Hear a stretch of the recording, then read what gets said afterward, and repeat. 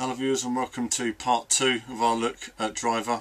So first couple of videos then, I wasn't that great, was I? I got my first hands on, but the handling wasn't something I got to grips with as quick as I would have liked. But either way, it needs a bit more time for me to really sort of find some finesse with it. I'm probably better with the Xbox controller as well. But anyway, enough of my rambles. Let's get on with a bit more Driver. So next we're on to another time trial then. Just waiting for that to load up. AC Cobra. Car looks absolutely fabulous. Away we go. Over a bump. Car looks fabulous, doesn't it? I really like the look of some of the cars in this game. Big, bold, shiny, really nicely detailed. Again, I wasn't this Challenger. I didn't initially understand it, so this was my first go. And as you can see, I still don't have the idea of the handling. That it take a bit of getting used to. So. As I say, it's very arcade-like in a way. I mean, I think initially it did feel more Crazy Taxi to me than anything else. It's a bit crazy. You do get a lot of wheel spin. So driving the AC Cobra here, and you can see in the top left corner there my heartbeat. I've got to get my heartbeat up. So if you think of the film Crank, that's kind of what we're doing here. I didn't actually fully understand the challenge on this first go. I was having a chat with somebody, didn't know where I was supposed to be going or what I was doing, and wasn't really paying any attention. So we're going to see me fail on this and then try again. I think I actually learn where the handbrake is as well in just a moment. So here comes epic fail, somewhere around here. I was simply driving too nicely really. I thought bashing into walls wasn't really going to help me. So that's the end of that challenge then. Fail, but I thought I'd include it on the video for you guys just to, because you know, when you go and see challenges, you've no idea what to do. You think, what am I doing? What am I doing? Driving around for 5 minutes, and then you think, oh right, I'm supposed to go the wrong way down the road and do some handbrake. So let's try again now. This time now I'll drive from behind the car. You know, traditionally you wouldn't normally drive from behind the car, or I wouldn't obviously, but I did find that for me in this game it's pretty helpful. Give you a greater field of view. Just the whole gameplay really seems to have been built around this point of view. Saying that Driver always was, wasn't it? You always, you know, always was an emphasis on the outside car view. You can see the detailed environments again, really nice. You know, lots of traffic on the road, people walking down the streets. You know, really nice to see. Great detail. I love all that. So I'm driving along, and Gareth Edmonton is talking to me. He's the managing director of Reflections, and he's just give me advice and saying, well, really, rather than driving down the road, you've got to do some handbrakes and some crazy stuff. So I find where the handbrake button is now finally, and say, right, okay, then I'll go the other way and go against the traffic. Look at the way the guy spins the wheel as well. I like that, all the handiwork there. So I think, right, wrong way down the road. This is the way to go then, and this is how you get your heartbeat up. It all gets a bit messy. It's a bit close with a few of these guys. But again, you know, like I say, such a nice expansive environment to drive around. There's so much fun to be had, especially when you get the hang of the handling, and I definitely haven't yet. This is, as I say, it's some games, you know, you can pick up and, you know, you can be good at them straight away, and some games handle a certain way you expect, and some do need a bit of practice. I suppose in a way, it almost reminds me of Burnout in a way. I look at Burnout as a game that, you know, it doesn't matter how expert you are at Burnout, you know, beginners can pick it up straight away. I was a bit unlucky there that it just happened to be two massive lorries to crash into. So I'm thinking, no, get the heartbeat up, crank styly. So just come to the end of this challenge now. And so with Gareth there, I thought might as well let's have a chat, find out a bit more about the game. So let's have a chat with him.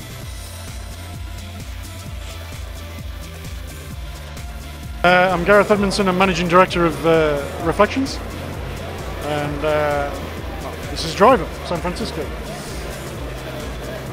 So I'll get you a mission that is more, so we're in shift mode here now. What shift mode allows you to do is instantaneously commandeer any car in the world that you like. So for example, we just pick that, grab it, start driving it. If we want to change car, we just grab something else.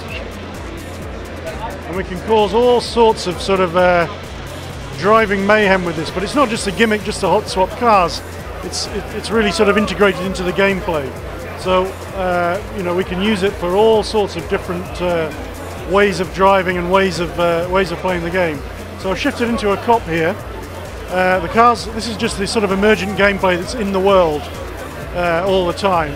I'm going to go and find a bad guy and just kick off a cop chase, and I'm going to get some other cops involved. I'm going to show you some of the features of Shift and how we use it in the single player gameplay, and then of course hopefully you'll have it go on multiplayer and you'll see really how it transforms multiplayer driving games completely. So you're moving from vehicle to vehicle dependent on the environment or the mission, something like that? It's a mission, but it's also, you know, it's about what you want to do. So here I've started this cop chase off, so I've got to take that guy down, and I've got a few ways I can use Shift to help me. I can just drive well and ram him, or I can use what we call rapid shift, which whoops. Sorry, rapid shift. Rapid shift's not working. Right, so I can shift from cop car to cop car, or I can go ahead into the traffic, pick something big, and slam it into my quarry and take him down that way. Wow. So but I'm not sure what's going on with this version being unlocked. But what rapid shift allows me to do is basically hot swap rapidly between the cop cars that are in the chase. Now, I just wanted to ask a question about something I saw in the E3 build. Yep. I was in a car, my guy driving was in a car, and he moved to another car, Yep. and the car he was in kept moving, Yep. and the cops followed the car he was in, not the car he's in now. Yeah. So how does that work as a gameplay dynamic? Is it to do with the story, or, you know, I was just looking at it thinking, well, why don't I just jump to another car and then I'm not in a cop chase anymore? Well, so it depends on the situation. So in this case here, this is just the emergent gameplay that's in the city. I can just choose to ignore that now, go off and do something else, and that cop chase will just resolve itself using AI. I won't get the rewards for finishing it because I haven't finished it. Whereas so it says leaving the chase area now. If I finished it myself, then I would get the rewards for that. In the missions, it depends. So some missions you can solve by just driving well, or you can shift into other cars and, you know, block the road, or slam into cars using oncoming traffic, or whatever it is you want to do.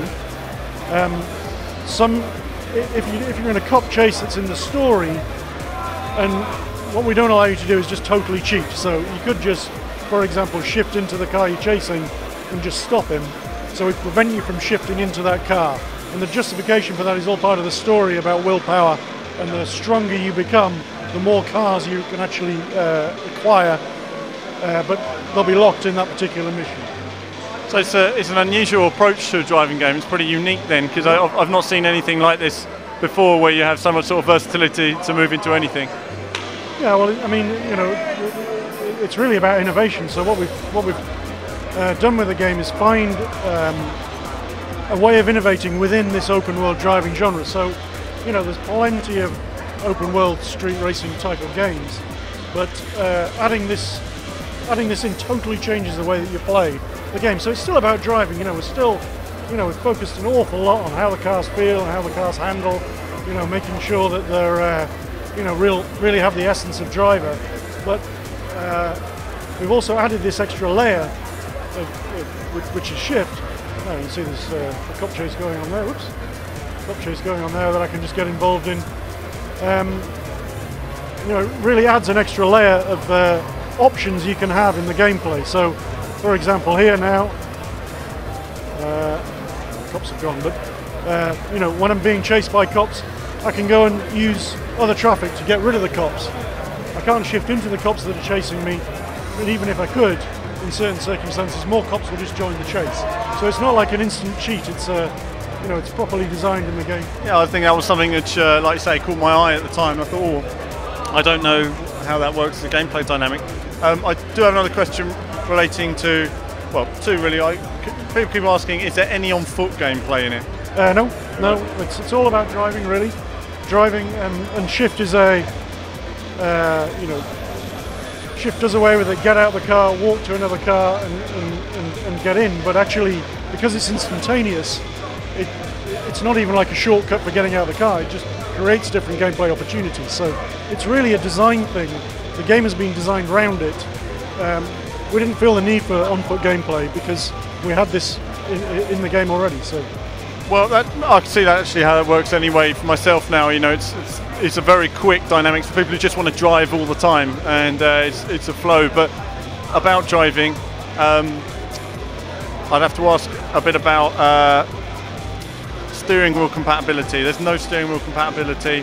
What was the thinking behind that? Well, one of the what's happened there? One of the things about the way that we do the handling with driver is it's really about chucking the car around. So it's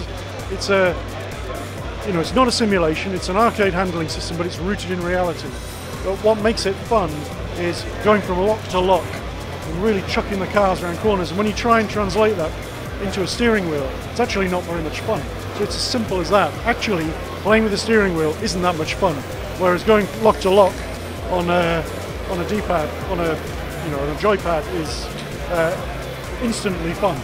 So it's simple as that, really. Well, Gareth, thanks for your time, and I look forward to checking more of the game out.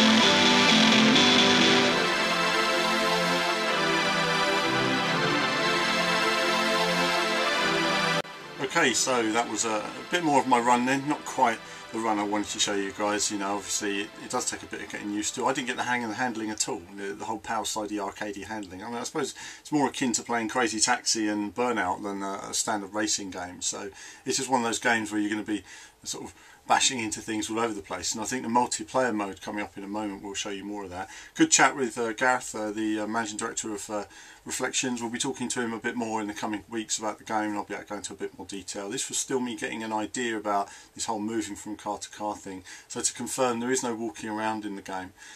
I don't think that's a bad thing myself. I think it's a good thing, actually. You know, keep the walking to Saints Row and to GTA, and leave driver for the driving fans. And I think what we've seen with Need for Speed this year is they want to bring out the car elements into a racing game, and that's not why we enjoyed those games in the first place. So I think it is important to have that definition, to move from car to car, great dynamic, and the multiplayer modes will show that. But that's it for part 2.